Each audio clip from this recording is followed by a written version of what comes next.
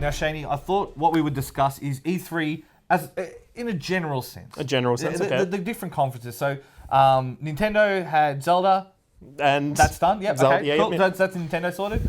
Zelda was pretty cool, but it was just Zelda. That's what they had.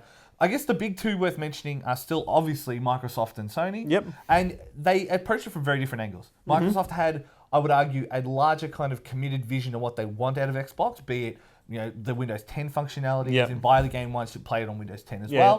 well. Co-op from Windows 10 for Gears and things like that. Yep. So it had a better kind of holistic picture of what they want to achieve with Xbox, where I think with Sony, it was more about, here's all these games. They let the games talk more than anything. Like, they showed a lot of trailers.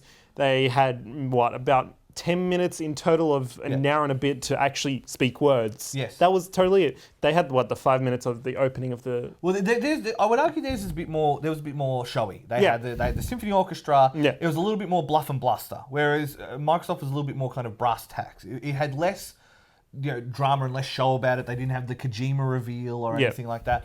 But it was very much more. Here is a holistic vision we now have for Xbox. The post-Matric Phil Spencer vision that we have for Xbox. I think as a result, it was a better conference for them just because they were able to deliver that message and finally say, this is what we want to do. That's it. I think it was a better conference for PlayStation to actually have for gamers itself, because they did show a lot more, I guess, games.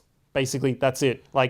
Everything was pretty much gameplay. Yes. Even all the trailers, most of them had some of them had nice sequences and stuff, but most of them actually were gameplay, which you don't see much from an E3 kind of side. Most of the time you see big Pre-rendered cinematic pieces, stuff, pre-rendered stuff.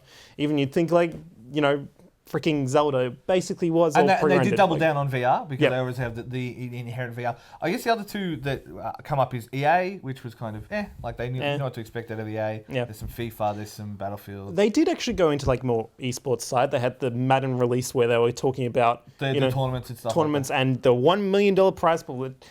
If you did that 6-7 years ago, that would be a big release. Deal, but $1 million is nothing now. $1 million Especially to us is nothing. Dota kids. Yeah, basically. But the other one is Ubisoft. Now, Ubisoft, of course, are known for being the hype trains that get derailed on the launch of the games. Yeah, well. People are somewhat excited for Watch Dogs 2 for some reason. I can't figure it out. And then probably the big one for them that stood out for me was the South Park game. South Park game looks really good. They've changed the format to a more of a grid-based fighting system, as opposed to being a stand in line and get hit kind of fighting system, which works. Which you hate. It's funny, yeah, I know, I do. But I'm sure that'll be great. I don't know.